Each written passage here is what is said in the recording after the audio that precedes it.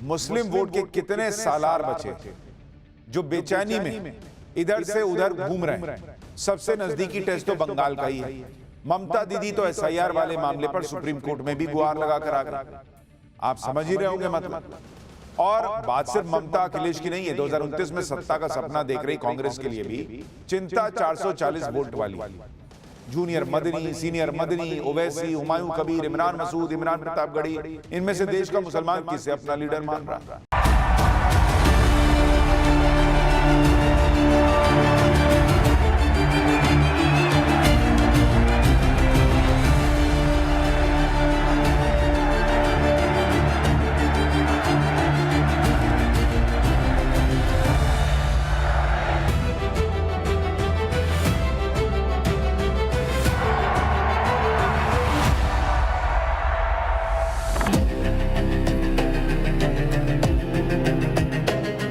सबकी बात करें, सबको फायदा पहुंचाने की बात करें, वही हमारा हम सबका लीडर है, वही हिंदुस्तान का लीडर है। जो ऑल ओवर इंडिया जब बात करते हैं तो वो मोस्टली असदुद्दीन ओवैसी बात करते हैं। नमस्कार, पाठशाला की वीकेंड वाली एक्स्ट्रा क्लास में आप सभी का बहुत स्वागत। मैं हूं सुशांत सिन्हा। आज के चैप्टर में बात उस घमासान की जो मुस्लिम वोट बैंक को लेकर मची हुई। बाहर दिख नहीं रहा है, लेकिन भीतर ही भीतर एक बड़े वोट बैंक को लेकर कथित सेक्युलर पार्टियों की बेचैनी बढ़ती चली जा रही कि भाई अगर ओवैसी वाली लाइन पर मुसलमान गलियाने लग गए तो फिर उनका क्या होगा, जिन्होंने मुस्लिम वोट बैंक और जाति वाले समीकरण को बैठाते हुए सत्ता का स्वाद लिया। एक तो पहले ही किनारे पर है, अब और कहां जाएंगे भाई। आज बात करूंगा कि मुस्लिम वोट के कितने सालार बचे जो बेचैनी में इधर से उधर घूम रहे हैं। सबसे नजदीकी टेस्ट तो बंगाल का ही है। ममता दीदी तो एसआईआर वाले मामले पर सुप्रीम कोर्ट में भी गुहार लगाकर आ गई। आप समझ ही रहे होंगे मतलब। और बात सिर्फ ममता अखिलेश की नहीं है। 2029 में सत्ता का सपना देख रही कांग्रेस के लिए भी चिंता 440 वोट वाली। जूनियर मदनी, सीनियर मदनी, ओवैसी, हुमायूं कबीर, इमरान मसूद, इमरान प्रतापगढ़ी, इनमें से देश का मुसलमान किसे अपना लीडर मान रहा है? आज इस मुद्दे पर ग्राउंड से रिपोर्ट लाया हूं, लेकिन शुरुआत इस रिपोर्ट से।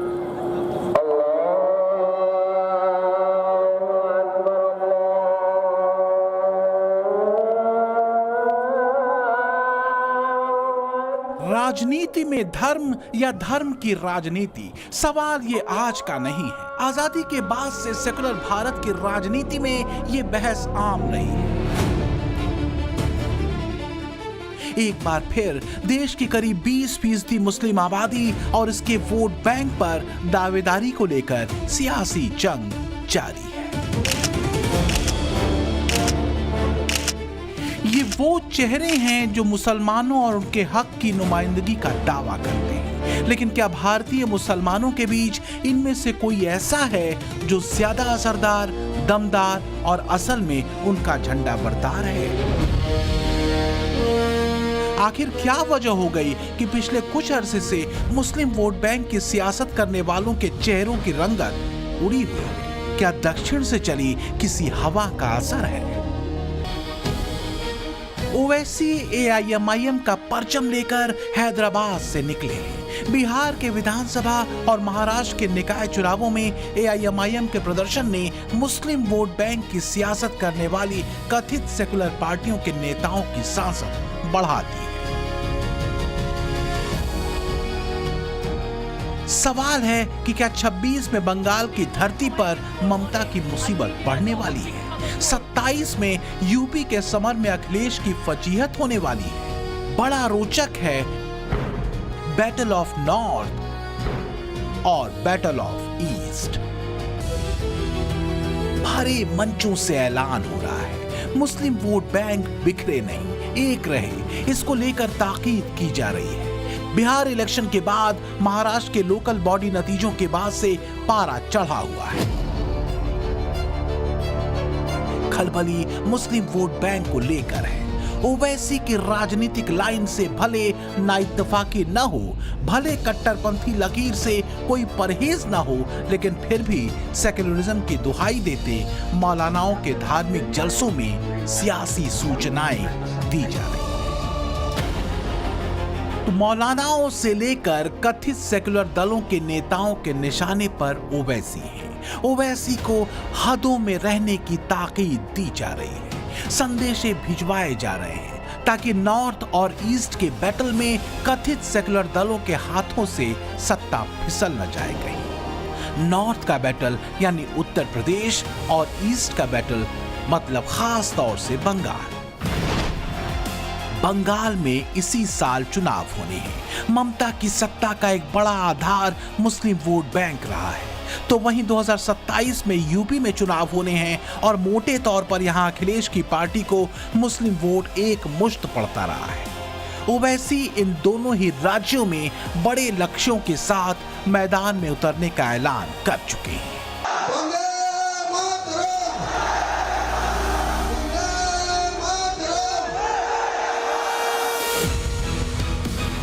बंगाल नजदीक है, बिहार के भी और चुनावों के हिसाब से भी। पिछले दिनों बंगाल में ममता बनर्जी की पार्टी से अलग हुए हुमायूं कबीर ने मुर्शिदाबाद में बाबरी मस्जिद की नींव रखी। तब से मुस्लिम वोट बैंक के एक अहम दावेदार के तौर पर उनकी गिनती भी हो रही है। वो तो खुद को बंगाल का ओवैसी तक कहते हैं। जिस तरह से इस कार्यक्रम में मुसलमानों का हुजूम उमड़ा, उसे ममता बनर्जी के लिए एक सियासी खतरे के तौर पर देखा गया। बंगाल की राजनीति में अब एआईएमआईएम के अध्यक्ष असदुद्दीन ओवैसी की एंट्री हो चुकी है। अब पश्चिम बंगाल के विधानसभा चुनाव में महज कुछ ही महीनों का समय रह गया है और अब तक जो ममता बनर्जी की जो सबसे बड़ी स्ट्रेंथ थी, जो सबसे बड़ी वोट बैंक थी, वो थी मुस्लिम वोट बैंक। और अब इसी मुस्लिम वोट बैंक में सेंधमारी करने की कोशिश कर रहे हैं असदुद्दीन ओवैसी और इसमें मदद ली जा रही है हुमायूं कबीर से। ऐसे में असदुद्दीन ओवैसी की पार्टी एमआईएम और हुमायूं कबीर की पार्टी जनता उन्नयन पार्टी जब एक साथ आएगी तो क्या अब ममता बनर्जी को बड़ा झटका मिलेगा और क्या ममता बनर्जी को एक बड़ा नुकसान हो सकता है? हुमायूं कबीर की जन उन्नयन पार्टी और एआईएमआईएम का साथ आना क्या ममता बनर्जी से मुसलमानों को दूर कर सकता है? ये सवाल बड़ा है। अगर ऐसा हुआ तो ममता के लिए गठजोड़ अलार्मिंग माना जा रहा है। इसे समझिए जरा। पश्चिम बंगाल में मुस्लिम वोटर करीब 30% हैं। इसमें भी बांग्ला बोलने वाले मुसलमान करीब 27% हैं और उर्दू बोलने वाले करीब 3%। 2021 के बंगाल चुनावों में 75% मुस्लिम वोट ममता की पार्टी टीएमसी को मिला था। इस बार अगर हुमायूं कबीर और ओवैसी साथ साथ आए और बंगाल में बिहार और महाराष्ट्र वाली रफ्तार पकड़ी तो सीधा असर ममता बनर्जी के 75% मुस्लिम वोट बैंक पर पड़ेगा। मतलब डायरेक्ट इफेक्ट उन 6 जिलों की सीटों पर पड़ सकता है जो मुस्लिम बहुल है। इसमें मुर्शिदाबाद में 66% मुस्लिम आबादी है, जंगीपुर में 62%, मालदा में 51%, उत्तर दिनाजपुर में 50%, बीरभूम में 37% और दक्षिण परगना में 35.5%। इसमें भी कम से कम 40 से 50 सीटों पर मुसलमान वोटर असरदार भूमिका में है। 2021 में जब ओवैसी ने बंगाल की सियासी जमीन पर कदम रखा था, तब से ममता ओवैसी को बीजेपी की बी टीम बताती रही है ताकि मुस्लिम वोट बिखरे नहीं। মাইনরিটিসদের ভোট ভাগ করবার জন্য আবার হায়দ্রাবাদের একটা পার্টিকে ধরে এনেছে। সেই পার্টিটা আবার এখানে কয়েক টাকা জোগাড় করে বিজেপি টাকা দেয় আর বিজেপির টাকায় ওরা এটা করে যায়। बिहार इलेक्शन में एआईएमआईएम के एक बार फिर 5 सीटों पर जीत का परचम लहराने के बाद एक बात तो साफ हो चुकी है कि मुसलमान अब ओवैसी को बीजेपी की बी टीम मानने को तैयार नहीं। तो क्या इस बार बंगाल चुनावों में ओवैसी मुसलमानों के विजयी सालार निकालने में कामयाब होंगे? बंगाल में मुसलमान क्या कहते हैं, इसे सुनिए। बंगाल का मुसलमान असदुद्दीन ओवैसी साहब को सबसे ज़्यादा पसंद करते हैं क्योंकि वो सबके लिए बातें करते हैं। पार्लियामेंट में भी बातें करते हैं असद साहब, मुसलमानों के लिए, सबके लिए। असदुद्दीन ओवैसी जहाँ पे बीजेपी सरकार है उधर जाके बीजेपी की फायदा उठाते हैं। बिहार इलेक्शन में आपने देखा है, ये एक्चुअली मुस्लिम लोगों के लिए बहुत खतरनाक है असदुद्दीन ओवैसी। ये देशवासी देख रहे हैं कि ओवैसी मुसलमान की हक पर लड़ रही है, दलित की हक पर लड़ रही है। पार्लियामेंट का ये 1 MP मुसलमान की हक पर लड़ रही है। ये सारा भारतवासी देख रही है। तो क्या ओवैसी की लीडरशिप को लेकर बंगाल का मुस्लिम वोटर 50-50 में बटा है? तो क्या ममता बनर्जी की मुस्लिम वोट बैंक के बंटने वाली चिंता ने ही बंगाल के बजट पर अपना असर डाला है? बीजेपी तो यही आरोप लगा रही है कि ममता दीदी ने अल्पसंख्यक कार्य मंत्रालय और मदरसों के लिए तो खजाना खोल दिया और 5,713 करोड़ रुपए उसे दिए, जबकि उद्योगों के लिए महज 1,400 करोड़, आईटी के लिए 217 करोड़ और विज्ञान शोध के लिए सिर्फ 82 करोड़ आवंटित किए। बीजेपी ममता पर तुष्टीकरण के आरोप लगा रही है। ममता बनर्जी जी के नेतृत्व में पश्चिम बंगाल तुष्टीकरण की गहरी खाई में नीचे गिरता चला जा रहा है, जिसकी की झलक आज पश्चिम बंगाल सरकार द्वारा प्रस्तुत किए गए बजट में झलक ही नहीं, बहुत विद्रूप झलक दिखाई पड़ती है। माइनॉरिटी अफेयर्स और मदरसे के लिए 5,713 करोड़ रुपए 5,713 crore rupees have been allocated for minority and Madrasa. Industry और कॉमर्स के लिए 1,400 करोड़। इसी साल असम में भी चुनाव होने हैं। मुस्लिम गोलबंदी में जुटे ओवैसी तेलंगाना के लोकल बॉडी इलेक्शन के मंचों से भी असम के मुख्यमंत्री हिमंता बिस्वा शर्मा पर निशाने लगा रहे हैं। 2 रुपया भी तो रुपया है, वो भी दे दीजिए ना, असम का डेवलपमेंट के लिए काम आएगा। लेकिन कहाँ दिया है? मेरे पास आएगा वो पैसा? क्या बोला है कि हिमंता बिस्वा शर्मा को 2 रुपया दूंगा, तो मैं तो लेने के लिए मैं तैयार हूँ, लेकिन जाने में तो खर्चा ज्यादा लग जाएगा मेरा, तो इसीलिए मेरा पास आके वो दे के जाए, मैं ले लूंगा। लेकिन बात सिर्फ मुस्लिम वोट बैंक की नहीं है।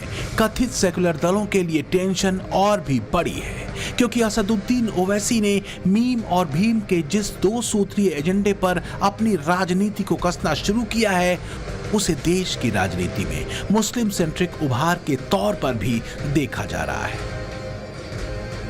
ओवैसी नेशनल लेवल पर मुसलमानों के लीडर बनने को बेताब हैं। इसी बेताबी ने उन्हें जुबानी तौर पर थोड़ा संतुलित भी किया है। अपने भाई अकबरुद्दीन ओवैसी के 15 मिनट वाले जहरीले बयान को भुलवाकर असदुद्दीन ओवैसी खुद को एक राष्ट्रवादी मुसलमान के तौर पर पेश करने में लगे हैं।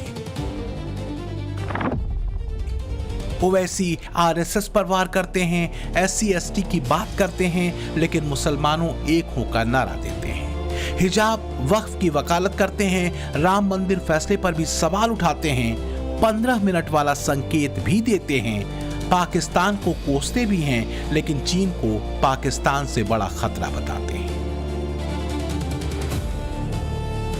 पीएम मोदी 2014 के बाद के दौर को भारतीय सभ्यता का पुनर्जागरण काल कहते हैं। इसमें कोई शक नहीं कि हाशिए पर रही हिंदू संस्कृति, इतिहास और उसकी पहचान मोदी के दौर में लौटी है। हम कहते हैं कि भाई 4 प्रकार के हिंदू है और तो कोई है नहीं। एक है गर्व से कहो हम हिंदू है, दूसरा है हम हिंदू भाई और रहेंगे हिंदू, लेकिन गर्व क्या करना, लोग होते ही है, हम भी है तो रहेंगे। तीसरा है जोर से मत बोलो हम हिंदू है, घर में आकर पूछो तो बताएंगे, बाहर नहीं बोलेंगे, उस कारण है उनके अपने। और चौथा है कि जो भूल गए हैं, जिनको भुला दिया गया है वो भूले रहे, ऐसी व्यवस्था होती है, करने वाले लोग हैं।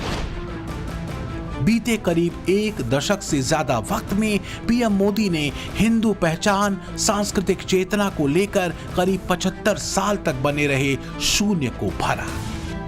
इसे ही पीएम मोदी ने भारतीय सभ्यता का पुनर्जागरण काल कहा।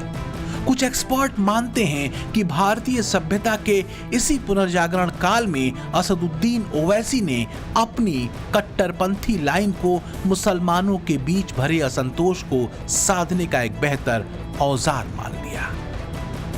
ओवैसी ने हिजाब, वक्फ कानून संशोधन, 3 तलाक जैसे मुद्दों को उभार कर मुसलमानों के बीच एक जगह बनाई। देश में मुसलमान भाइयों को ये चिंता है कि आखिर उनकी बातों को सही में कौन उठा रहा है। बातें बहुत हो रही है कि हम आपके हितैषी हैं, हम आपके हित में काम करेंगे, मगर अब मुसलमान भाइयों को किन बातों पर भरोसा है, या बातें करने वाले नेता जो हैं उन पर उनको भरोसा है या नहीं, किन नेताओं के ऊपर भरोसा है? क्योंकि ममता बनर्जी भी कह रही है, असदुद्दीन ओवैसी साहब भी कह रहे हैं और मौलाना मदनी साहब भी आपके हित की बात कर रहे हैं। भरोसा किन बातों पर हो रही है? कि किसी एक पर अगर कोई भरोसा कर रहा है कि वो मेरे काम आ जाएंगे, बस यही मेरे लिए काफी है। ये हिंदुस्तान के अंदर इतनी बड़ी आबादी में ये अच्छी बात नहीं है। ये फैसला ले लेना किसी का ठीक नहीं है। हिंदुस्तान के हित में, हिंदुस्तान के फायदे के लिए और हिंदुस्तान के जो 125 करोड़ लोग हैं सबके फायदे के लिए काम करे। वो मुसलमान हो चाहे कोई हो, चाहे हिंदू हो चाहे सिख ईसाई हो, जो सबकी बात करे, सबको फायदा पहुंचाने की बात करे, वही हमारा हम सबका लीडर है, वही हिंदुस्तान का लीडर है। तो ओवैसी साहब आते हैं, मुसलमानों की बात करते हैं, हर तकरीर में नारा लगाते हैं, नारे तकबीर अल्लाहू अकबर, ये गलत है। इंशाअल्लाह और रहमान कहते हैं, हर तकबीर हर इसमें ये ठीक है, आप इंशाअल्लाह रहमान कहते हैं, लेकिन उससे सीधे जाता है ये मुसलमान की बात कर रहे हैं। आप सबकी बात कीजिए ना। उसी तरह से ममता बनर्जी एक ताकतवर नेता है, बंगाल को संभाल के रखे हुए।